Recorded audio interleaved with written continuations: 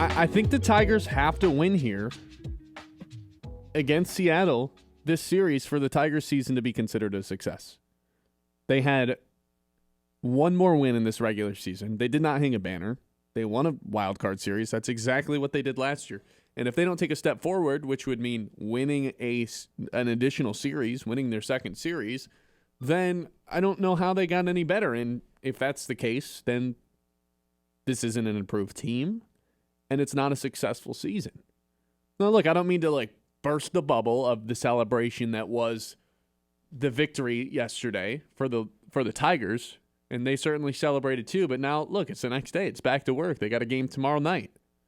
And if they are going to just get their butts kicked in this series, then at the end of the day, as fun as this wild card was and burying the demon that was the Cleveland Guardians, as fun as that was as well, it's not going to mean anything if they don't beat Seattle here.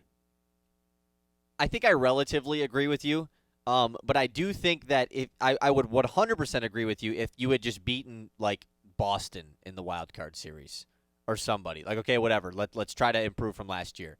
But I truly do believe the beating Cleveland part of it makes I saw a YouTube chat earlier. Let me find it here. Yeah.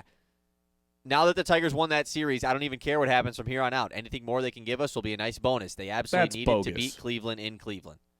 That's bogus, though. That's a bad mindset to have. You can't just be content with the season now. They didn't even win the division.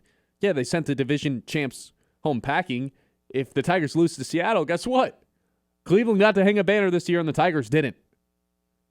Let's go hang a banner. That's how this season's successful. You win the AL. And I'm not even saying you got to do that. You don't win a banner if you beat Seattle. You don't hang that. Exactly. And I'm not even saying you have to win hang a banner for the season to be successful. You just have to beat Seattle. It's plain and simple. Win 3 more games, and you took a step further than you did last year. I don't want to be complacent and content with having the exact same season, because right now that's all it really is. Even though they had an awesome celebration and won their wild card matchup and beat the team that has been the monkey on their back for 5 years now. All that stuff is great and should be recognized.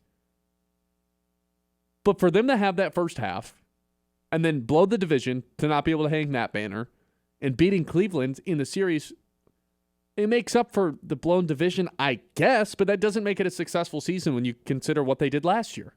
They won a series. Right. They brought it to 5 games in the ALDS. They got to do that again and then win an additional game for this season to be considered better than last year.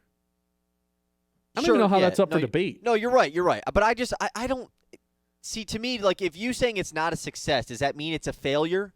Is there not a middle ground? If you go to 5 games with Seattle, who's clearly a better team than you, are we really going to be man, what a failure of a season? I struggle to do that. This is a team that didn't go to the playoffs for 10 straight seasons. And now we've gone back-to-back, and not only gone back-to-back, but won a series in back-to-back playoffs.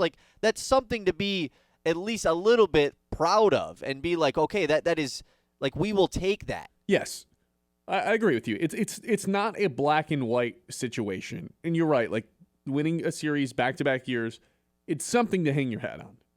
But I believe in progression. I do too. I get it. You have to progress in some way every year. Otherwise, who are you other than a team that makes the playoffs every year and gets bounced? Yeah, you're the Pittsburgh Steelers. Correct. You know what I was going to say. It's not a black and white conversation, but if we're going to make it one, then yeah, I would say it's a failure. I would lean more on that side than I would on the success side.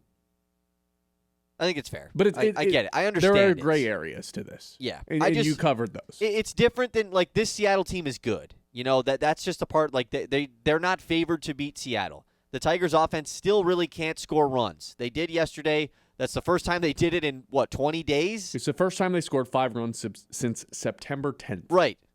So for us just to expect that to now be a thing again, I think is pretty wishful thinking, especially against a really good Mariners pitching staff that also has the offense to match it and help it. So I think there's things you can look forward to in this series. The fact that Tarek Skubal will likely pitch twice, I think is something to look forward to.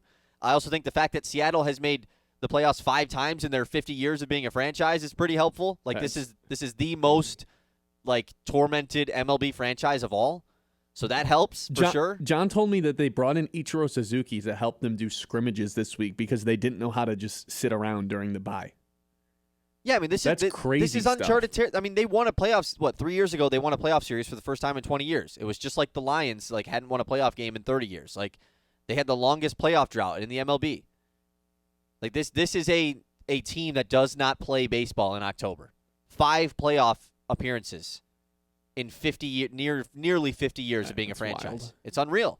So at least the Tigers have that on their, to look at. Okay, we're not some tormented franchise like they are.